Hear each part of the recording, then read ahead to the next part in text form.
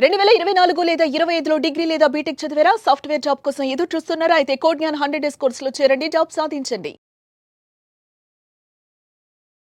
నమస్కారం అలగిరి రవీంద్రనాథ్ గారు. నమస్తే అండి సిరి గారు. సార్, కుటుంబంలో ఆస్తికి సంబంధించిన గొడవలైతే మనం చూస్తూ ఉంటాం. ఎక్కువగా ఆస్తికి రిలేటెడ్‌గానే ఇష్యూస్ అనేవి రేజ్ అవుతూ ఉంటాయి. అందులో భాగంగానే హిందూ వారసత్వ చట్టం ప్రకారంగా మనం మాట్లాడుకుంటే 2005లో ఆడవాళ్ళకి కూడా సమానంగా హక్కు ఉంటుంది తండ్రి ఆస్తిలో అన్నది కూడా మనమైతే దానికి సంబంధించి వీడియోలు కూడా చేయడం జరిగింది. అయితే కొన్ని సందర్భాల్లో మాత్రం తండ్రి ఆస్తిలో కూతురికి హక్కు ఉండదు అని కూడా మనం వింటున్నాం. అది నిజమే అయితే ఇంతకీ ఏ సందర్భాల్లో కూతురికి హక్కు ఉండదు సార్? ఎప్పుడైతే మనుషుల కన్నా మించి ఆస్తి యొక్క విలువలు పెరుగుదల జరిగిందో అప్పుడు మనుషుల మధ్య ఉన్నటువంటి మానవతా విలువలు కనీసమైనటువంటి మానవ మర్యాదలు కూడా అంతరించిపోయాయి ఇటీవల కాలంలో. ఎందుకంటే ఆస్తుల యొక్క రేట్లు విపరీతంగా పెరిగిపోయాయి. అది పట్టణమా, నగరమా, గ్రామమా విషయం పక్కన పెడితే అనుకోకుండా ఒక్కసారి ఇబ్బడిగా ఆ ధరల ఆకాశానికి ఎప్పుడైతే పెరిగాయో వాళ్ళ మధ్య ఉన్నటువంటి సత్సంబంధాలు పూర్తిగా మరుగున పడిపోయాయి. ఒకప్పుడు కేవలం సోదరుల మధ్య మాత్రమే వివాదాలు ఉండేవి. కానీ ఈ రోజుల్లో చూసినట్లయితే ఆ కొడుకులతో పాటు కూతుళ్ళలో కూడా మేము కూడా మాకు ఆస్తి హక్కు చట్టం ఉంది, మాకు కూడా భారతదేశ ప్రభుత్వం మాకు చట్టం కల్పించింది, హిందూ వారసత్వ చట్టం 2005 ప్రకారం అమెండ్మెంట్ ప్రకారం మాకు కూడా సమాన హక్కులు కల్పించారు. కాబట్టి ఇటీవల కాలంలో ఎప్పుడో మర్చిపోయినటువంటి ఆస్తులను కూడా మరలా కోర్టు గుమ్మాలకు ఎక్కి మాకు కూడా ఆస్తి వివరాలు మాకు కూడా కావాలి అని చెప్తూ అనేక సందర్భాల్లో చాలామంది క్లయింట్స్ మమ్మల్ని ఆశ్రయిస్తూ ఉంటారు. సో చాలామందికి అవగాహన అంటే ఆడపిల్లలకి సమాన ఆస్తి హక్కు ఉన్నప్పటికీ కూడా కొన్ని ప్రత్యేక పరిస్థితుల్లో కొన్ని విషయాల్లో మాత్రం ఆడపిల్లలకి ఆస్తి హక్కు అందే అవకాశం ఉండదు. అది కొన్ని ప్రత్యేక పరిస్థితులు ఉన్నాయి. తెలుసుకోవాల్సిన బేసిక్ నాలెడ్జ్, ఈ బేసిక్ నాలెడ్జ్ తీసుకుంటే వాళ్ళ దగ్గర ప్రాపర్టీని తీసుకొని నిజంగా ఇది మనకి ఆస్తి హక్కు వస్తుందా రాదా, ఏ సందర్భాల్లో వస్తుంది, ఏ సందర్భాల్లో రాదని ఒక కనీస అవగాహన అనేది ముందుగా ఒక అడ్వకేట్ని సంప్రదించే ముందు ఒక బేసిక్ నాలెడ్జ్ అవసరం. తర్వాత సరైనటువంటి అందులో ఉన్నటువంటి న్యాయవాదాన్ని పూర్తిగా అది అవసరం ఉందా లేదా, ఏ యొక్క పారామీటర్స్లో ఆస్తి వస్తుంది, ఏ పారామీటర్స్లో ఆస్తి అనేది చెందే అవకాశం ఉండదని చెప్పి ఆయన టెక్నికల్గా చెప్పే అవకాశం ఉంటుంది. కానీ కొంత ప్రాథమిక అవగాహన కోసం ఏ సందర్భాల్లో ఆ యొక్క ప్రాపర్టీ ఆడపిల్లకి చెందదు. ఇంతకీ ఏ సందర్భాల్లో సార్? ముందుగా ఒకటో పాయింట్ గుర్తుపెట్టుకోండి. ఎప్పుడైనా ప్రాపర్టీకి తండ్రి యొక్క స్వార్జితమైన ఆస్తి అంటే తండ్రి తన కష్టార్జితంతో సంపాదించుకున్నటువంటి ప్రాపర్టీ ఏదైతే ఉందో ఆ ప్రాపర్టీ తన ఎవరికైనా దానం చేసుకోవచ్చు, దానం ఇచ్చే అధికారం ఉంటుంది, లేకపోతే ఎవరికైనా ఇచ్చే హక్కు ఉంటుంది. కాబట్టి తండ్రి బ్రతుకున్న సందర్భంలో నాకు ఆ ప్రాపర్టీ మీద హక్కు కావాలని చెప్పి కూతుర్లు దాని మీద కోర్టుకు వెళ్ళి వ్యాజ్యం తీసుకొచ్చి దాని మీద తగాదాలు పెట్టుకునే అవకాశం ఎట్టి పరిస్థితిలో ఉండదు. తండ్రి బ్రతుకున్న సమయంలో ఆ యొక్క ప్రాపర్టీ మీద నాకు కూడా అందులో ప్రాపర్టీ నాకు షేర్ కావాలి, నాకు ఇస్తావా చేస్తావా అని చెప్పి తండ్రి మెడ మీద కత్తి పెట్టి నాకు ఆ ప్రాపర్టీ విషయంలో తండ్రిని రోడ్డు మీదకి ఇచ్చే సందర్భాలు చాలా చూస్తున్నాం. కాబట్టి అటువంటి సందర్భంలో తండ్రి యొక్క స్వార్జితమైన ప్రాపర్టీని కూతుర్లు బ్రతికున్న సమయంలో అడిగే హక్కు ఎట్టి పరిస్థితులు లేదు. ఇది నెంబర్ 1 పాయింట్.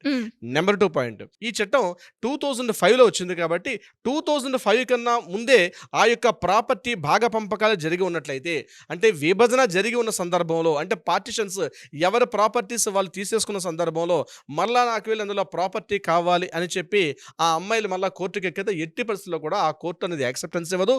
ఒకవేళ యాక్సెప్టెన్స్ ఇచ్చిన కొన్ని సందర్భాల్లో ఎట్టి పరిస్థితుల్లో కూడా మీకు ఆ ప్రాపర్టీ వచ్చే అవకాశం కూడా ఉంటుంది. ఇప్పుడు 2005కి బిఫోరే పార్టిషన్స్ జరిగిపోయి పూర్వీకులను చూస్తున్న ప్రాపర్టీ ఏదైతే ఉందో అదంతా కూడా ఎవరి భాగ పంపకాలు వాళ్ళకి జరిగిపోయిన తర్వాత ఇప్పుడు నాకు వచ్చి అందులో నాకు వాటా ఉంది, నాకు కూడా కావాలి, నేను కూడా మనవరాల్ని, నేను కూడా మనవరాల్ని, కాబట్టి నాకు ఆ ప్రాపర్టీలో నాకు షేర్ ఇస్తారా ఇవ్వరని చెప్పి కోర్టు గుమ్మాలు ఎక్కడ ఉన్నది చాలా చట్ట వ్యతిరేకం. కాబట్టి ఎట్టి పరిస్థితుల్లో కూడా ఆ ప్రాపర్టీని కూడా మనం ఛాలెంజ్ చేసే అవకాశం తక్కువ. ఇక మూడో పాయింట్, 2005కి బిఫోర్ గిఫ్ట్ డీడ్ జరిగేశారు. అంటే ఇప్పుడు భాగ పంపకాలు తాతగారి యొక్క ఆస్తి ఉంది, ఆ మనవలకి చెందే ఆస్తి ఉంటుంది, ఆడపిల్లకి చెందే ఆస్తి, కాబట్టి భాగ పంపకాలు జరిగిపోయి ఇప్పుడు నాన్నగారికి ఆ ప్రాపర్టీ వచ్చింది. నాన్నగారు ఏం చేశారు, అది గిఫ్ట్ రూపంలో ఎవరికో ఆల్రెడీ డెలివరీ అయిపోయింది. 2005కి బిఫోరే గిఫ్ట్ రూపంలో ఎటువంటి అన్కండిషనల్గా రాసుకున్నటువంటి ఒక గిఫ్ట్ డీడ్ ద్వారా వేరే వాళ్ళకి ఆ ప్రాపర్టీ సంక్రమించేసింది.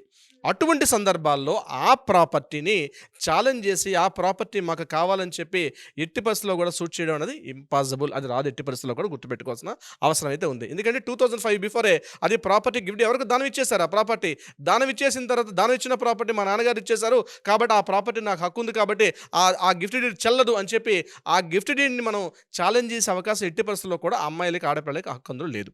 ఇది మూడో పాయింట్. ఇక ఫోర్త్ పాయింట్ వస్తే, నాలుగో పాయింట్ రిలీజింగ్ డీడ్ అంటారు. అంటే స్వతః సిద్ధంగా తమకు ఆ ప్రాపర్టీ వద్దు అని చెప్పి వాళ్ళు రిలీజింగ్ రాసేసుకున్నారు. రీసెంట్గా నాకు ఒక కేసు కూడా వచ్చింది. ఇద్దరు సిస్టర్స్ ఉన్నారు, అబ్బాయి ఉన్నారు, అంటే ఇద్దరు అక్కలు, ఒక తమ్ముడు ఉన్నాడు. వీళ్ళు ఏం చేశారు, ఆ ఇద్దరు సిస్టర్స్కి పాపం నాన్నగారు చనిపోతే ఆ తల్లి రకరకాల ఏదో చిన్న ఉద్యోగాలు చేసుకుంటూ ఆమె రకరకాలుగా ఆ మ్యారేజ్ చేసిన తర్వాత ఇద్దరు అమ్మాయిలకి పెళ్ళిళ్ళు అయిపోయింది. ఇద్దరు అమ్మాయిలు ఏం చేశారంటే తమ్ముడు చిన్నోడే కదా వాడికి అవకాశం ఉంటుందని చెప్పి వీళ్ళు ఏం చేశారు, ఆ ప్రాపర్టీ మీద మాకు హక్కు ఉండదు అని చెప్పి వాళ్ళు ప్రాపర్టీ రైట్స్ని రిలీజ్ చేసేసుకున్నారు. అంటే మాకు వద్దని చెప్పేసి హక్కు విడుదల పత్రం అనమాట. అంటే ప్రాపర్టీస్ని రిలీజ్ చేసేసుకున్నారు. అంటే మాకు వద్దు, దీని మీద మేము ఎటువంటి క్లెయిమ్ చేయని చెప్పి ఒక పేపర్ మీద రాసేసుకున్నారు. రాసేసుకున్న తర్వాత అనూహ్యంగా ఇటీవలేంది ఆ ప్రాపర్టీస్ వాళ్ళు రాసుకున్న సందర్భంలో చాలా తక్కువ ఉండేది. కానీ ఇటీవల రియల్ ఎస్టేట్ బాగా పెరిగిన తర్వాత ఒక్కసారి రేట్లు బాగా పెరిగిపోయాయి. పెరిగిన తర్వాత ఏం చేశారు, ఆ ప్రాపర్టీలు ఆ రోజు మేము పెట్టిన రిలీజ్ డేట్స్ ఒరిజినల్ కాదు, అది మేము డమ్మీ సంతకం పెట్టామని చెప్పి తమ్ముడు మీదే స్వతహాగా సొంత తమ్ముడు మీదే వాళ్ళు కేసులకు వచ్చి ఇదిగో ఆ ప్రాపర్టీ అది కాదు, ఇప్పుడు ఈరోజు ఆ ప్రాపర్టీ మాకు ఇస్తావా చస్తా అని చెప్పి మేము ఆ రోజు పెట్టి రిలీజ్ చేయడం కరెక్ట్ కాదంటారు. ఇలాంటి వ్యవహారాలు చేయడం వల్ల చాలా కోర్టును తప్పుదో పట్టించే అవకాశం ఉంటుంది. కోర్టు యొక్క సమయాన్ని కూడా వృధా చేస్తే కోర్టు ఇచ్చే పనిష్మెంట్ కూడా దాన్ని మనం రెడీ ఉండాలి. కోర్టు ఇచ్చే పనిష్మెంట్ కూడా ఒకసారి సిద్ధపడి సంతకాలు పెట్టుకున్న తర్వాత ఆ ప్రాపర్టీ వేరే వాళ్ళకి సేల్ డీడ్ అయిపోయింది, బ్రదర్ కావచ్చు ఇతరత్ర ఎవరికైనా కావచ్చు.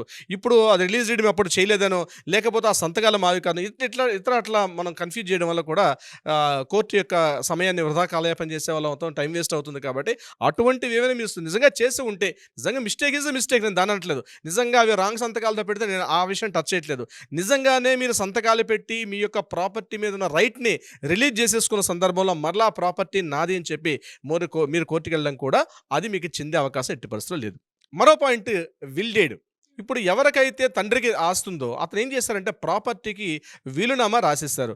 వీలునామా ప్రకారం కొడుకులకో లేకపోతే భార్యకో లేకపోతే తల్లికో వీలునామా రాసిన తర్వాత వీలునామా ప్రకారం ఎవరికైతే లీగల్ రైట్స్ ఉంటాయో వాళ్ళకి చెంతే తప్పించి వీలునామా రాయినటువంటి పేరు ఏదైనా అమ్మాయి ఉండిపోయింది, అమ్మాయి సరిగ్గా చూసుకోవట్లేదు, ఆడపిల్లలు వీలునామా రాయలేదు కాబట్టి మాకు ఆ ప్రాపర్టీ ఉంది, మా నాన్నగారు వీలునామా మమ్మల్ని రాయకుండా మిగిలిన వాళ్ళకి రాశారని చెప్పి ఆ వీలునామాని ఛాలెంజ్ చేసే అవకాశం కూడా ఎట్టి పరిస్థితిలో ఉండదు.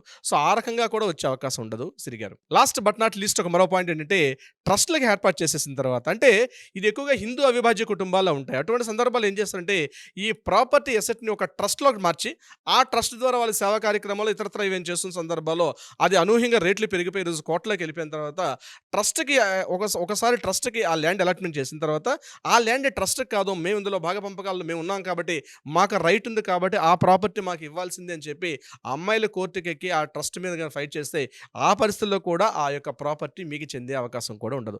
So these are the main key points. ఇంకా చాలా పాయింట్స్ ఉంటే మనం మాట్లాడుకుంటే these are the main key points అనుకుంటా. అంటే కోర్టుకి ఎవరైనా ఆడపిల్లలు మాకు కూడా ఆస్తి యొక్క రావాలి అని చెప్పి ఒక అడ్వకేట్ని సంప్రదించే ముందు ఈ పాయింట్స్ని గుర్తుపెట్టుకోవాల్సిన అవసరం అవుతుంది. ఈ యొక్క పారామీటర్స్లో ఉంటే మీకు ఆ ప్రాపర్టీ ఎట్టి పరిస్థితుల్లో మీకు రాదు. కాబట్టి ఆ ప్రాపర్టీ మీద మీకు ఏమైనా ఆశలు ఉంటే ఇప్పుడే మర్చిపోండి. మీరు మాత్రం దయచేసి కోర్టు యొక్క సమయాన్ని, అది మీ టైంని, అడ్వకేట్స్ యొక్క టైంని వీళ్ళందరినీ కూడా వేస్ట్ చేసే పనిలోకి వెళ్ళి ఉండదు. ఇప్పుడు నేను చెప్పే పాయింట్స్ కాకుండా ఇతరత్రా కానీ ఖచ్చితంగా ఉంటే డెఫినెట్గా సంప్రదించండి. యాజ్ పర్ యాక్ట్ ప్రకారం హిందూ వారసత్వ చట్టం 2005 ఉందో దాని ప్రకారంగా మీకు ఆ యొక్క హక్కులు కూడా వచ్చే అవకాశం ఉంటుంది. సిరిగారు అంటే సార్ ఇప్పుడు మీరు అన్నట్టుగానే చాలా సందర్భాల్లో తెలియకుండానే కోర్టు వరకు వెళ్ళిన వాళ్ళు ఉన్నారు. నాకు ఆస్తి మీద రైట్ ఉంది, నాకు కోర్టుని ఆచరిస్తాను అనుకునే వాళ్ళు ఎంతోమంది కూడా కోర్టుని అప్రోచ్ అయ్యి కేసెస్ నమోదు చేసిన వాళ్ళు కూడా ఉన్నారు.